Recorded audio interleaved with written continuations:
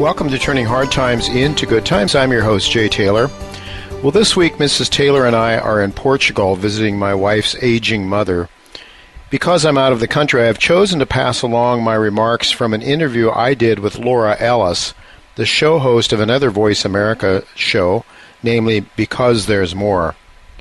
Laura's show airs every Monday at 9 o'clock a.m. Eastern Time. It is about how to make good decisions, and I recommend you check it out. I think she brings along with her some excellent insights into decision-making. Well, I do want to thank each of you for listening to this show, and I want to thank our sponsors for making this show economically viable.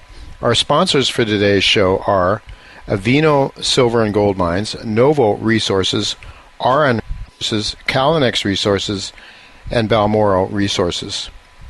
Now, here's my interview with show host Laura Ellis. My guest today is, first and foremost, a highly accomplished show host on Voice America's Business Network, where my show is also broadcast. And my reason for starting with this accomplishment is due to the fact that his show was one of the two shows I listened to extensively to decide whether or not to start my own show. So I'm here today, and that should tell you how much I was inspired by his show. His name is Jay Taylor, and I'm delighted that he agreed to appear on Because There's More today. Welcome to the show, Jay. Oh, it's my pleasure to be with you, Laura. Thank you. So what I'd like to do, I would like to share more with our listeners about you, if that's okay. Today, you are the editor of Jay Taylor's Gold, Energy, and Tech Stocks newsletter, and host of the web-based radio show Turning Hard Times into Good Times, both a result of your very avid interest in how gold has played an important role in the U.S.'s monetary history. I know you're going to tell us more of what sparked your interest in the first place, but I know that in 1981 you began publishing a gold-oriented newsletter while also starting to study geology to supplement your MBA in finance and investments. And that throughout your career, you worked as a banker, including holding a job in the mining and metals group at ING Barings in New York. But in 1997, you resigned from ING Barings and devoted yourself full-time to researching mining and technology stocks, writing your newsletter, and assisting companies in raising venture capital. And in March of 2009, you began hosting what is today the most popular show on Voice America Business Channel, a show titled, as I mentioned earlier, Turning Hard Times into Good Times, which features high-profile CEOs of public companies, as well as some of the best-known Wall Street analysts, authors, and political and economic thinkers. You're also a frequent guest on CNBC, Fox, Bloomberg, and BNN, and guest speaker at various mining conferences in the US, Canada, Switzerland, and Asia. Wow, that's pretty impressive. How did all this start, Jay? Well, I guess you mentioned that gold is a key to it to a great extent, and going way back into my probably decades before you were born, Laura, I was a sophomore in college in 1967, and I had a history professor that was absolutely convinced that there was a correlation between the work ethic of a nation and the morality of a nation with the debasing of its currency. So when countries decide that they want to take the easy way out and print money to expand or grow or to have a party, that usually is not a good sign, at least in the long run.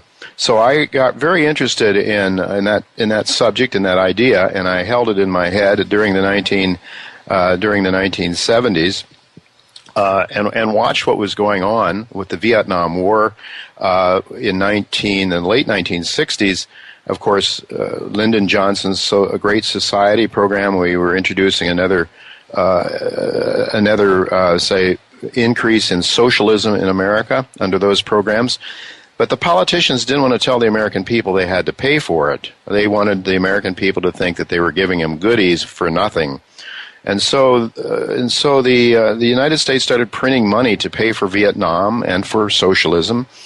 And at that time yet, Laura, we still had what was known as the Bretton Woods system, in which the price of gold was fixed at $35 an ounce, and all the countries' currencies were fixed. So if various countries had a lot of dollars, they could send the dollars back to the United States and get an ounce of gold for every $35 they sent back.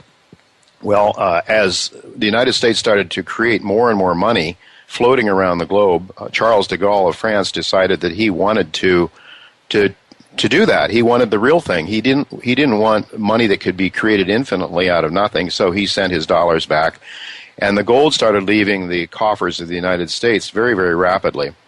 So I started watching this and realized that this could not end well. And we saw the price of gold rise as I expected it would rise. I didn't know how high it would rise, but from the 1960s at $35 an ounce, when I heard the good professor's warnings about debasing a currency, gold rose then by 1980 to $850. So from 35 to 850.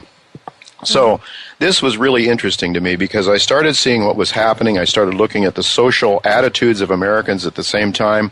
More and more people wanted, Americans wanted more and more for less and less effort. This is what Dr. Yoder predicted would happen. So sociologically, it was very interesting to me. But I said, maybe I need to try to find a way to profit from this, gold mining companies perhaps. And I started...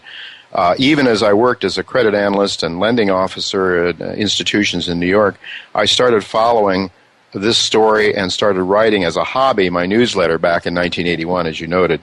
And so the newsletter really sort of led to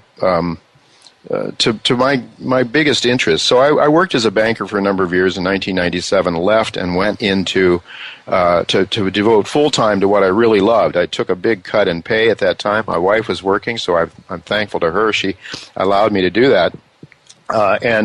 So from there, I guess it went to I was recognized by Tacy Trump, who invited me at Voice America, and I thank Tacy for that because I didn't really think of myself as a host for a show because I had been one that was interviewed a lot, but not a person that did a lot of interviewing. But it's sort of I figured that maybe I could take the interest that I have and go to guests that shared similar interests and use them to help educate myself as well as my listeners about what was really transpiring as opposed to what we are told is happening in the mainstream media. So when Tacy Trump invited me in March or before that, early in 2009, I thought about it and decided to do it, and it's been, as you pointed out, it's been very successful. That's amazing. That's an amazing story. And let's hope that Tacy is the common denominator here because, as you know, Tacy is also my producer. So I'm hoping to follow in your footsteps. Thank you for sharing. Yes. Yeah, I wish you all the success, and I really admire what you're doing. Yeah, thank you very much. It's a lot of fun. I mean, there's no doubt that there's work to be done behind it, but I'm really enjoying it. You know, my show is about decision making. It's focusing on the angle of decision making. And you mentioned something very interesting to me: the combination of the cross between morality and welfare in the society. What attracted you to that aspect of it? I mean, you kind of explained that was a social aspect, but what do you think was most important for you from the early days of hearing the doctor talk about it and to today, where you're actually playing a very active role? Yeah. Well, I suppose it had a lot to do with my upbringing. I was brought up in a fairly religious environment in a Mennonite home, and I think we were taught sort of basic Judeo-Christian values, the Ten Commandments and so forth, how you're supposed to treat your fellow man. And one of those commandments is thou shalt not steal. I think anybody knows that is one of the Ten Commandments that was handed down in our Judeo-Christian heritage. And certainly other religions share that view too, that property rights and the right of people to have what they've earned is, it's just sort of a natural right, I think, that people sort of recognize. And so what I think that what I saw happening essentially is when you create money out of nothing, what you're doing what the government does and the central banks do when they do that is that they essentially are robbing the people that actually create the wealth. I like to say it's the miners, the manufacturers, the farmers, the inventors, people that actually create things that are of value to society. Well, what's been happening, especially since 1971 when Richard Nixon debunked the gold-backed system, and we can talk more about that if there's time, but what happened since then, you'll note that that's when the credit and debt started to rise very dramatically. I can remember the time before credit cards in America were even a common thing. I can remember some of the elders in the church that I attended talking about, well, you think it's not a good idea, this credit card thing. And some people said, well, yeah, it's nothing wrong with it. If you get your Getty credit card, you can go buy your gas for your car, you pay it at the end of the month. What's wrong with that? And so that was the thinking. But there was this whole notion of essentially robbing, taking property from someone else. And what most Americans do not understand, including PhDs from Harvard, Princeton, and Yale, it hasn't dawned on them, that in fact what really happens is that when central banks print money, they reallocate wealth from those people that create it, the miners, the manufacturers, the farmers, and the inventors, and it's siphoned off into larger and larger government programs and we saw it, of course, in spades after the financial crisis, where the banks who did dastardly things, nobody went to jail for criminal acts, and then these guys get bailed out by who? The average people, the people that are producing that wealth. And so I think we've seen Dr. Peyton Yoder's ideas come home to roost in spades, but he was basing that on his study of history. Throughout history, it is common that people try to get something for nothing. It's sort of our human nature to want to get more for less effort. Sure. And so that's what I think. So there was a strong ingrained notion of morality, I think, that was part of my childhood growing up. And then, of course, it was a Mennonite college that I went to. Dr. Peyton Yoder talked about this, not so much from the morality as he was looking at history and what happens to nations when they decide to debase their currency. And so, certainly what I'm saying now, Laura, is not commonly accepted, and it's, in fact, quite openly rejected by the mainstream and by, all of those PhDs from Princeton, Harvard, and Yale. But it is absolutely true in my view, and I think we're seeing it in spades right now. Yeah, and this is a fascinating session on history, on finances. It's amazing. I'm sure that I would personally like to follow up and learn more, even beyond this show. There's so much information you're sharing with us and so much wisdom in what you're saying. Going back to your choice to start a newsletter, why do that? Why not do something else? What was behind that? I suppose it was that I wanted to share what I believe to be true, and also I started investing in mining companies in the 1970s when gold was rising from 35 to 850, and found it to be a very exciting sector to invest in. Although there have been periods of time when it's most unexciting sector to invest in, such as the last 5 years. It's not been very, very much fun. But when gold goes up, you see the mining companies that find the gold, if the gold price goes from $35 to $850, their costs might go up some, but generally not nearly as much as the price of gold. So the profit margins rise very dramatically. So when you're in a bull market for gold, mining companies, especially those that find new deposits, the appreciation in the price of those companies and the market value of those companies can rise very, very dramatically.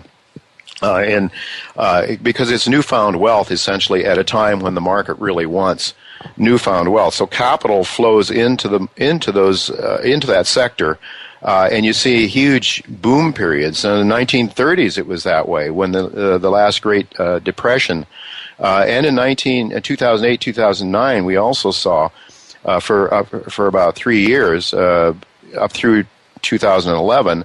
A major boom in the mining companies, and the mining company profits surged. So I got excited in this sector, and it just sort of dovetailed with my views of the markets and what was going on with the debasing of currencies, and I saw this as a very major long-term theme. And so, it was just a hobby. It was something I was excited about and did, and meantime worked as a credit analyst in the bank and made money, and paid the rent that way. But in essence, it was my love. It was what I really wanted to do. And that's why I started writing the newsletter. You know, if you're excited about something, you'd like to tell other people about it, right, Laura? Absolutely. Absolutely. That's why I'm here. Yeah. And, you know, I'm looking at the time and I can feel that today is just going to flow. And Jay, I'm going to have to bring you back in another 1 hour show because I know that there's so much there that we can explore.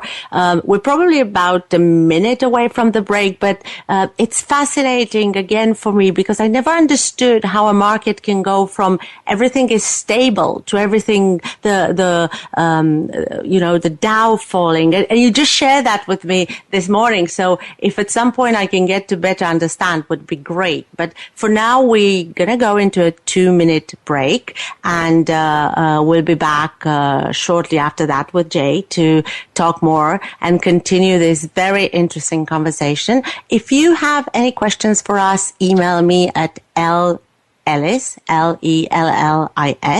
at trustedadvisoryboard.com.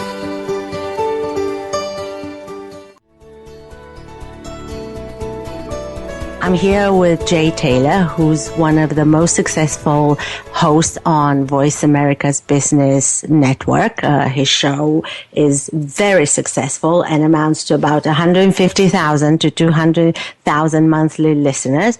And if you listen to our first segment, you will know why. So, Jay, there's no doubt that you're passionate about what you do and how lucky you are to actually make money on something that you love and know so well. We're talking earlier about a number of things, very many things, and the discussion could go in many directions. But just going back to the newsletter that you started a while back, where are you with that today? Because, again, I know that you've made that a very successful endeavor. Well, I've continued on with it. It hasn't been so successful in the last 5 years. I would say Mm-hmm. You know, the mining sector is sort of a boom and bust sector. So you have times when it rains, it pours, as we say. You know, and things are really, really good. Then you go through times when things are not so good. I mean, it's not just in the precious metals sector. But you're obviously seeing it with iron ore. You're seeing it with copper. You're seeing it in the oil sector as well.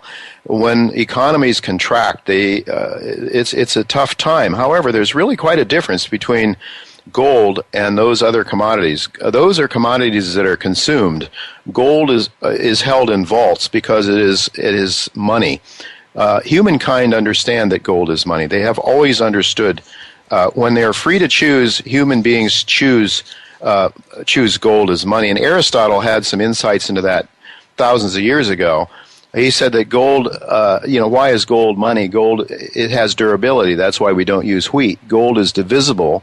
That's why we don't use diamonds. Gold is convenient. That's why we don't use lead. Gold is consistent. That's why we don't use real estate. And gold has intrinsic value. That's why we don't use paper money, or it's not even paper now. It's electronic digits. So Aristotle explained that the characteristics of gold make it appropriate for money. It's nature's money, if you will. The problem with it is that it's not easy to bring the gold out of the earth and to create and to produce it. And so politicians try to find ways, usually to finance wars or whatever, or to give goodies in exchange for votes. They create money out of nothing. They deceive the public, if you will, into thinking they can have something for nothing. And obviously, anybody that wants to look for truth sort of recognizes that is true. Sure. So yeah, so that's the issue, that people just Anyway, I'm sorry. You were about to ask me something else. No, that is okay. As I said, it's a fascinating episode where I'm learning so much about it. You kind of answered why you chose gold, but still there were other choices. Was there personal reason beyond what you've just explained, a very logical explanation as to why gold is a different way of looking at value and wealth? Yeah, I mean, I think that there probably were better ways. If my goal in life was to make as much money as possible, Laura, I think there were probably other places I could have gone to do better. I mean, if I had wanted to really play the corporate game and be a part of that, I think I could have done much better. I mean, I was an officer, but a sort of a middle-level officer, but my heart was never really in the corporate game. And part of the reason, I believe, Laura, was because what I believed was diametrically opposed to the game I was involved in the banking system. I mean, I just said that in a fiat currency system, you have essentially reallocation of wealth. I think it's legalized theft from the people that create it to the banking establishment and to the government. I mean, you see Washington is just growing endlessly as it increases its military-industrial complex and its socialism and this and that. And it can only do that because as long as the world accepts the dollar as a currency, the United States has this ability to create these endless amounts of money, it seems, up to a point at least, where we can it's not different actually than if you had a mafia don printing money in his basement and then using that money to go out and buy up all the assets in the neighborhood. Well, that's what our government does. That's what all the governments around the world do now because they've all gone off the gold standard. There is no limit, it seems, to the amount of theft that can be created through the printing press. Except I think the markets are starting to tell us, yes, there are some limits even at that. But it's just why did I get into this? I think in part because I feel so passionately about it. It is a moral issue, and I believed honestly that there was going to be an awful lot of money made by owning real money because, as history shows, fiat monies they all eventually go to the dustbin of history. They become worthless, and as we watch trillions and trillions of dollars being created to try to bail out the past sins, all we do is create and dig ourselves deeper into the muck. And that's what's happening. And that's why I've stayed steadfastly. Now, we've had since 2008, 2009, a big bull market. But it's a bull market, Laura, that's based on air. It's not based It's not based entirely on reality. I'm not saying there isn't some legitimate economic growth in the world. There is. I will acknowledge that. But to a great extent, it's based on debt. It's financed with debt. It's not financed on actual capital and actual savings. So what we've done, essentially, by adopting Keynesian economics, which taught that savings isn't important. Essentially, what you need to do is spend more than you earn to stimulate the demand side of the economy. So what we've done is we've printed all this money, and people have to realize that money is manufactured with debt. Unlike gold, a gold-backed currency, you dig the gold out of the ground, or a silver-backed currency, you dig the silver out of the ground. You have an asset-based currency. What we have is a debt-based currency. So if you take out a mortgage to buy your house, you've just increased the money supply.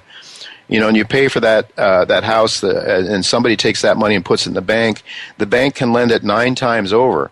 So $1,000 becomes $9,000 mysteriously in the banking system through the fractional reserve banking system. And they've actually gone up to 100 to 1 in some cases in terms of the leverage. So what we have is a worldwide system in which the debt has been growing exponentially, and the income, if it's growing at all, has been growing in a very slow linear fashion. So if you can picture a chart where debt is growing straight up and debt and income, GDP, is growing very, very slowly, 2-3% at best, then you sort of realize that this game can't go on forever. So I sort of understood that and believed that to be true. Now it's tested my patience. My thesis has taken a long time, and I believe that it's that the policymakers have been able to keep the balls in the air much longer than I thought they could. But, it's days like today when the Dow is looking to open now almost 800 points down, that you start to realize this is not something I wish for, Laura. Not at all. Of course. Nobody wants to see pain. But when you could see the Dr. Peyton Yoder years ago setting the stage telling me and anybody else that would listen that this is a road to hell and disaster when you start to print endless amounts of money. History tells us that. This is nothing new. But people want to believe in the tooth fairy, and so they do. And they perpetuate that myth, and then you have to get everybody to go along with it as much as possible so the people who are perpetuating that myth can get rich from it. And that's what's been going on, I believe. Yeah. And it's very interesting because if I think back to, and I'm not saying this with any feeling behind it, pride or shame but it's very interesting because not only my mother would have never had a credit card. Sure. I remember her reaction to me having debt, whereas today as an adult, I have quite a lot of debt. And I have no problem with it. And you know what you're telling me about, it tested your patience. I think that, probably at the macro level, we haven't seen it that much. But if we look at individuals and again, what this recession, the last recession did to people's lives, I think we can see this at the, micro level. It has ruined people's lives and very many people because you become used to, this is a new normal, right? And again, as a decision-making expert, I would say, or advocate, it's interesting to me that we kind of end up justifying the very things that if we were asked in a certain or different environment, we would see that they're so wrong. I mean, the people you describe in the government positions or even in other functions, very senior functions who are part of the game, they're not dumb. I mean, they're smart people. And right? they're not bad people. They're not bad people. Bad people either. No. So what do you think from a decision-making perspective, it's causing that? I mean, how do they end up believing in something that it's obvious? Well, it's obvious I mean, I sometimes say that I think the biggest disadvantage would be to have a PhD in economics from Harvard when it comes to investing in the market. Now, as long as things work, as long as the Keynesian economic process doesn't self-destruct, then they look like they really know what they're doing. I mean, look at the QE1, QE2, all this stimulus, and the stock market has almost doubled or tripled, whatever. It's gone up dramatically from the bottom in 2009. The problem is that it's like any system has its limits, and so there's a limit to the amount of debt that can be handled and sustained. You mentioned you have debt, and that's fine as long as you have a job. You can pay for it, and as long as that job pays you enough, you can, and you have some income flows, you can handle it. But I've lost the main thought here. The question you asked me to start with was, what do you think that's behind? I mean, how can such smart people allow such flaws of decision making to happen? Right. Well, I think that, first of all, this may sound a bit conspiratorial, but if you look at my first show, by the way, back in March of 2009, was with an author named G. Edward Griffin, who's written a book called The Creature from Jekyll Island. And I would strongly suggest to your listeners that they pick up a copy of that book and read it, because I think it explains the political economic system as it exists in America today. It's contrary to the Founding Fathers and what they wished to give us when we kicked the British out of here in 1776. But what happened was, who owns the Federal Reserve is the key. Where the money is, and what the Federal Reserve was created for was essentially to do exactly what it's been doing. It pretends to be our friend, and it's there to sort of supposedly even out the business cycles. Well, the business cycles have become more and more pronounced since the Federal Reserve came into existence in 1913. The biggest depression we ever had was in the 1930s, and now I think we're heading for something, unfortunately, that could be much worse than the 1930s. That's my true belief. Sure. And so the problem is that everybody's been educated. The think tanks, the Council of Foreign Relations, all of these organizations that are tied into the Federal Reserve, it's a propaganda machinery. I mean, do you think that all the people in the Soviet Union were stupid people that went along with communism and believed that was the best system? They all believed it. Why did they believe it? They believed it because they were taught that as little kids. Your professor will give you a good grade if you give them the right answers. And the right answers is don't think, just repeat. And that's what we're doing in America. The educational system does not allow people to think independently. So, for example, there is a branch of economics, Austrian economics, that is never taught in the universities, and that's the one that I believe in. So the Austrian thinkers had it right. They predicted the housing bust. They predicted the dot-com bust. The timing they didn't know, But they knew it was going to come just as surely as we knew that this one that's about on us now is going to come and is in fact coming. And I see the Dow is down 989 points. Wow. I mean, this is just a devastating decline that we're having here, and it was predictable. But listen, there's people that profit from the system as it is, and they want to push that system as far as they can, and they don't care about the morality of it, or they don't want to think about the morality of it because they're profiting from it. Yeah, so that's what I think, and that's an answer to your question is there's too much vested interest. If you're a professor and you've gone and you've had a theory and somehow, and it looks like you're right, and then somehow someone else comes along and debunks that theory, your whole life is down the drain. Everything you believed in is no longer true. It's devastating, psychologically, probably financially in some cases. So I think that's why the system has to try to hold the big lie together as long as it can to perpetuate itself, because when it looks over the abyss, it's certain death. That's the problem. Yeah. Yeah. And, you're talking to someone who has been through some of the things that you just shared. Yes. I was born in Romania, so I lived in a communist country, and I know I know propaganda when I see it. And when I first moved to Canada, I thought, I live in Canada, not in the US. Sure. But I thought, oh my God, this sounds like propaganda a lot more than I remember it. But you see, I recognize it because I was a victim of propaganda. I was also a school teacher teaching pupils the wrong history because that's what I was taught. So I only realized that the real history was completely different to that. On the other hand, one of the things that fascinates me about my science is how often we are actually completely unaware that our own brains play tricks on us. Yes. How often we're completely unaware about the decisions that we make and how biased we are in our thinking. And you just described that, the fact that we invest so much into things that we believe them to be true, no matter how much we're proven or what the reality is. So again, we're like a minute away from the break. Jay, I am sure you're going to have to come back and talk to me again for our listeners. This is fascinating. So in the meanwhile, we'll be back to talk some more and perhaps talk a bit more about investing in gold and how people get started and some of the tips that you can share with them. So we'll be back soon.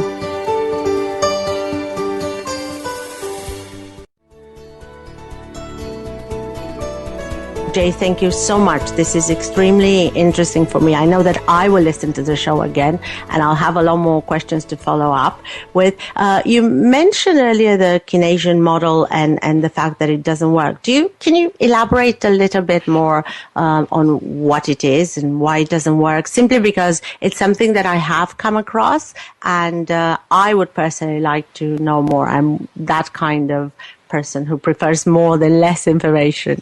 Yeah, Keynesian economics, which we've all been indoctrinated with, and myself included at Rutgers when I picked up my degree in economics, it's based on this notion that all you have to do is, animal spirits was one of the ideas that Keynes had. All you have to do is keep people thinking positively, and if you need to print more money and give it to them, go ahead and do that. The government should deficit spend. His idea was the government should deficit spend during recessions to stimulate the demand side of the economy and make up for the private sector that wasn't getting the job done. And then, in all fairness to Keynes, he also suggested that government should contract its spending and during the good times, which of course the governments never do because they don't want to tell people they have to take away their candy and the goodies from them. So it's a one-way street, essentially. So politically, it's a one-way street. You deficit spend, you print money, and you give people something for nothing. And of course, what we've seen since the 2008-2009 period of time, we've seen zero interest rate policy. And what that really does is destroys capitalism. How does it do that? Well, can you imagine, let's go back to the Soviet Union where they used to figure out how many pairs of shoes or how many of this or how many of that should be manufactured in a given year. A few people sit around the table and decide to do that. Well, they never can get it right because markets can gives signals constantly, millions of decision makers collectively, the wisdom of that market is much greater than, I don't care how smart the guys are that sat around the Politburo. So that if you want to have the right number of pairs of shoes manufactured to meet the demand at the right price, you let the markets decide that. The same thing holds true with interest rates. And what we've seen now is we're not allowing price discovery for interest, for savings, for capital. You can't have capitalism if you don't know what the price of capital is. And we don't know what the price of capital is because the central bank went in and printed $10 trillion of money to push the interest rates down, to stimulate the demand side in Keynesian economics, and to bail out their friends. Remember that the Federal Reserve is owned by major banks. People need to realize the Federal Reserve in the United States is not the U.S. government.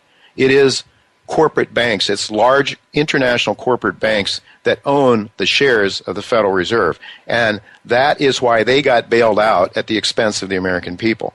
So in any event, my point is that you don't allow capital to be priced, just the same as if you don't allow the price of shoes to be priced, or the price of wheat or anything else to be priced in accordance with what the market demands. You're going to have either too much or too little of something. And so that also then amounts to malinvestment. So we saw in the leading up to the dot-com bust, we saw that, the dot-com bust and all these companies had share prices went to the moon and then they collapsed. The telecom, we saw it in the housing market, even on a larger scale. Capital was made free to people, very low price capital, liars, all kinds of illegal and immoral things like liar loans and paying people essentially to take out debt, and that ended in tears. We're seeing it now. I think the big bubble now is in sovereign debt around the world. So this may be the granddaddy of all. But the problem is that if you don't know what the price of capital is, then you can't, your economy can't work. You're going to, if you make it too cheap, money flows into things that don't make any economic sense. If you make it too expensive, then you have a contraction in the economy. So the founders of our country in America wanted to, in fact, it's written into our law, money is gold and silver. It's not, the Congress and the Supreme Court and others have just decided they don't want to pay attention to what the old-timers had to say, so they've gone out off and done their own thing with printing press money. But that's part of the Keynesian story. In order to deficit spend, you can't have a gold standard because that will hold you to a discipline that people don't want to live by, and especially the bankers and the government doesn't want to live by because they've really been benefiting from this confiscation of wealth through the printing press. But the Keynesian economics essentially is, a feel-good economics that works until it doesn't. And, we've seen these bigger and bigger booms and busts that are coming about. And my biggest fear, Laura, is that the whole system may come down in a way that's much bigger than anything we've seen so far. I hope and pray I'm wrong about that. Sure. But this is what I see because, we've never allowed these bubbles to be self-corrected. After 2008, 2009, we never allowed the system to go back to where it needed to go. Same thing with the earlier one in 2000 at the turn of the century with the dot-com bubble. We never allowed the system to shrink back to where it needed to be. We never allowed the debt to be cleared from the system so that we could have real honest growth funded by honest money. And until we do that, we're going to keep going through these spirals, the booms, the busts. But you'll notice in the meantime what's happening is the middle class is being hollowed out. The major, the amount of wealth that's flowing to the top 1/10 of 1%. Mm-hmm. I've seen some numbers recently. I don't know if I can remember them, but it's just staggering. This is the greatest reallocation of wealth that we've seen. It's getting worse than it was in the robber baron days of the 1930s. When the government went in and started its laws to try to limit the size of corporations and stuff. Sure. So that's a long answer to your question, but I would suggest that people who are really interested in knowing and understanding how the economy really works to investigate the Austrian School of Economics. And Mises.org, Mises.org is a good place to go. Hayek was one Nobel Prize winner from the Austrian school. So the Austrian school is recognized by the intellectuals, but I think it's preferred to keep it on the sidelines because it challenges the status quo. Yeah. It is a very legitimate. Ludwig von Mises was a brilliant Austrian economist that is highly regarded quietly by intellectuals, but they don't want it out there because it threatens the status quo.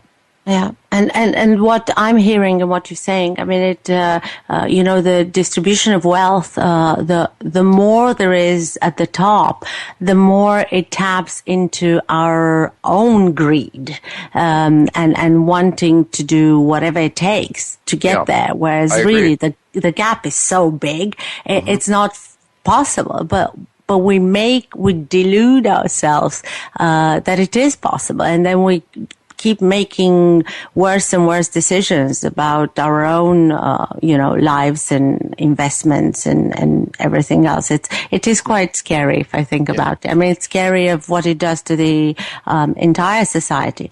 The other thing that I also find fascinating from a decision-making perspective, for such, capable, animals, we certainly take a long time to challenge theories that worked before, but I don't know how well they work together. I mean, I find it in my own field, management consulting, the management science was created or started about 150 years ago, and not much has changed. And so many things don't work today because the complexity of business and everything else has changed, yet we keep repeating that because at times it's also, easy, and it's not, we know it. Does it work? Does it not? No, we'll just keep doing it because we know it and we've learned how to work around it or how to manipulate it. So they try to tweak it a little bit sometimes. And we go back, the Austrian friends of mine go back and look at the 1930s and say it was an abysmal failure. That was the first test of sort of Keynesian economics on a major scale. And then we tried it again throughout since that time. The 1970s, but then the 1980s and the 1990s, when the dot-com bubble and that thing burst and we printed more and more money to try to bail ourselves out. Then, of course, the housing crisis, we did the same. And now I think you're going to see a return to quantitative easing again, probably.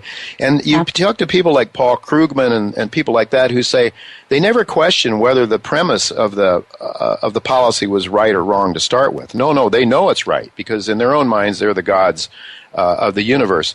It's hubris. And so it's a belief that they know what they're talking about. And how dare you challenge them? And so it's not a matter. In Krugman's case, he says, let's do more of it. We didn't do it enough of it and quick enough and fast enough. And that's what Bernanke said essentially this time. We're not going to allow to happen the 1930s again. No. We're going to get out ahead of this. We're going to print more faster. And that's what he did. And it's not working. Again, it's not working. But will the Krugmans of this world go back and say, we need to test our theories, we need to question our premise? Maybe we were terribly wrong to start with. Not likely to happen. And the only time that's likely to be a change is when the system itself forces it, I'm afraid. Yeah. And, I often watch situations like this unfold, and they're shown on television. And I often wonder if there are, and, maybe more likely, I'm biased here because of my science, but I often wonder if any behaviorists or cognitive psychologists are consulted, because it's very it's not that difficult once you start analyzing behaviors and how people react to certain things to see what will likely happen. It's funny how funny is not the right word, but it's interesting how things don't translate from one point to another. So we hardly talked about gold, and we don't have long till close, but I do want you to share with us some advice and some suggestions on how would people become more involved and invest in gold, because it certainly sounds a much safer and wiser bet for those who want to make money and invest. Sure. No, I would say, first of all, people ought to try to clean up their own balance sheets and get rid of debt as much as possible. I'm not, everybody's different, but if you're worried as I am about the system itself imploding, then or your own personal situation, you never know what might go wrong in your life, and Sure. so to have less debt is better. So my first advice is, as much as possible, clean up your balance sheet. Then I would suggest that you buy some gold, physical gold, and have it in a safe place. If you have a safe or someplace you can keep it. One of the reasons gold more than silver is because the value is contained in such a smaller space. But I think also some junk silver makes a lot of sense too, to have some of that around, because those metals cannot be produced, cannot be brought from the earth nearly as fast as they're printing money. So the value is likely to be retained. It has been over a long period of time. Gold keeps its value, silver keeps its value. Silver is much more erratic. So I would say start with that. Then if people want to invest in equities, and I think equities, that's what I write about in my newsletter mostly, I would say that people that don't have the time or inclination to study individual stocks could go out and buy a mutual fund. The Tocqueville Fund is an excellent one that my wife and I have invested in over the years. It's a good time to buy because it's very depressed right now. We've just had a 5-year bear market in gold, and I think gold is ready to start another major run on the upside. Beyond that, then, there are individual stocks, and frankly, as I mentioned earlier in the show, these junior mining companies that actually find the gold in the ground and prove up viable deposits are the ones that can increase in value very, very dramatically, but they are also riskier. So depending on your risk profile, people want to decide, how much of that sort of thing they would want in their account. There are some mutual funds that cater also more towards the juniors. And then if people are really interested, of course, they can subscribe to my newsletter, a little plug for myself here. But I cover various mining companies, junior mining companies, and, there are several that I really, really like a lot, and so people can follow those. I would stick to start with, especially if your risk profile is higher, stick with the producers and the household names, or those companies that are really producing nice profits at these low gold prices. Then as the gold price rises, they should do even better. There's a lot of them out there now. I think it's a very exciting time for this sector. That's excellent. And you won't believe we have less than 1 minute. You have to promise that you're going to be back, Jay. Oh, I'll be glad to come back, Laura. Thank you so much. It's been amazing. It was indeed a pleasure speaking with Laura, and I believe I may do well to have her on my show sometime soon, especially to explore the topic of psychology in the area of decision-making. And of special interest to me is the topic of mass psychology and the decisions a society as a whole make, especially when it comes to investing. Next week, my guest will be Dave Kranzler. Until then, goodbye and God's blessings to you.